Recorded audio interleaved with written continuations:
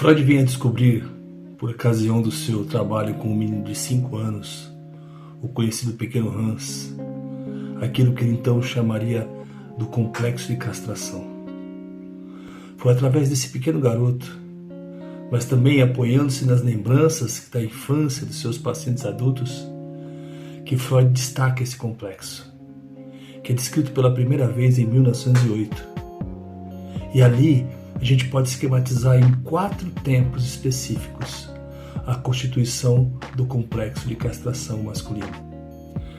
E só conseguimos compreender o que realmente está em jogo na castração a partir dessa ficção que o menino criou, segundo o qual todos possuiriam um pênis semelhante ao seu. E é nesse momento preliminar dessa crença infantil de que haveria nenhuma diferença anatômica entre órgãos masculino e feminino, é aí que Freud constata que todas as crianças pensam assim. E essa se constitui uma pré-condição obrigatória do processo de castração. E quando essa criança descobre a realidade de que um próximo seu, a sua mãe, a sua irmãzinha, não possui esse atributo que é quase que universal para ele, faz fracassar essa crença.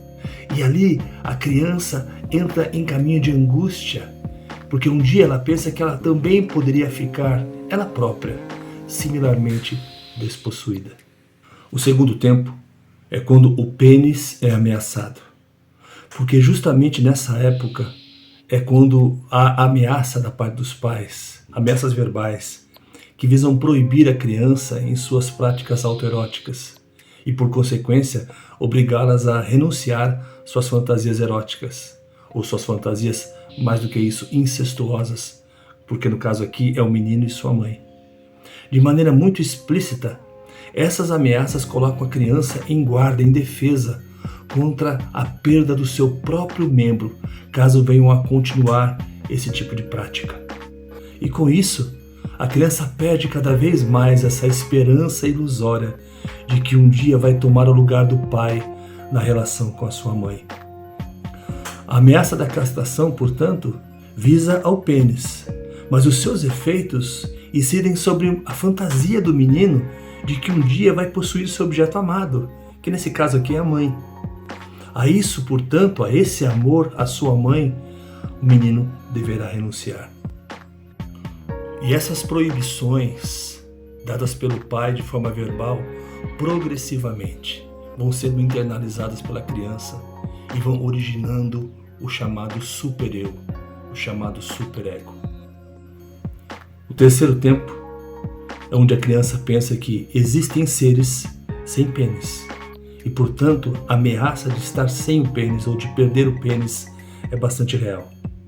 Porque esse é o tempo da descoberta visual da região genital feminina. E nesse estágio da criança, a região genital feminina que se oferece aos olhos da criança não é exatamente o órgão sexual feminino, não é a vagina, mas sim a zona pubiana do corpo da mulher. O que a criança percebe visualmente não é a vagina, mas a falta de um pênis que ali deveria estar. Perceba que no início, esse menino não tem medo de nada. Mas quanto mais as ameaças verbais vão aumentando, ele vai então percebendo o perigo que ali ele corre. O perigo de perder o seu pênis. Um belo dia, o menino, orgulhoso da sua posse de um pênis, tem diante de seus olhos a região genital de uma menina. E ali ele é forçado a se convencer da falta do pênis num ser que é tão parecido com ele, mas não tem o que ele tem. E a partir desse fato, a perda do seu próprio pênis torna-se também uma coisa possível de ser representada. E a ameaça da castração consegue então fazer o efeito só depois. E esse menino não consegue imaginar que alguém tão parecido com ele, no caso uma menina, possa não ter aquilo que ele tem. Então nesse momento ele forja uma outra ilusão, de que aquela menina talvez tenha um pênis pequeno, que um dia vai crescer. O quarto tempo é quando o menino percebe que a mãe também é uma mulher castrada. E ali é uma emergência dessa angústia. Entenda que até esse momento, O menino achava que somente uma outra menina pequena não possuía pênis, mas que um dia iria crescer.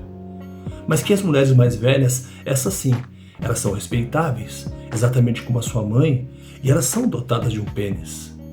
Porém, mais tarde, ao descobrir que as mulheres podem dar à luz, o menino também se percebe que a sua mãe é alguém desprovida de pênis.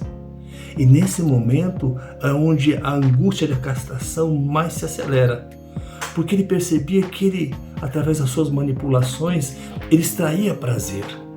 E desse modo, as pessoas destituídas de pênis, ou no caso as mulheres, elas não podem adquirir o mesmo prazer que ele. E há o tempo final, que é exatamente o término desse complexo de castração e também o término do complexo de Édipo.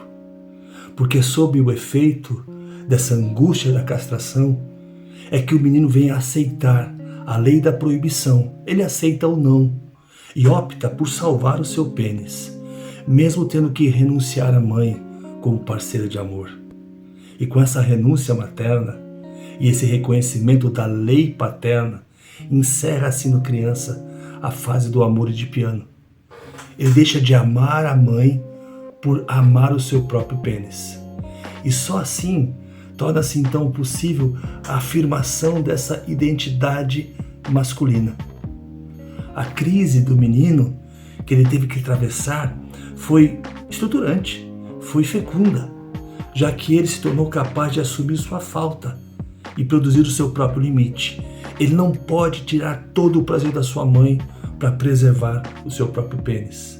Convém dizer que o final dessa experiência entre aquilo que termina no complexo de castração e termina no complexo de Édipo é realmente violento, mas porém definitivo na construção da identidade desse menino.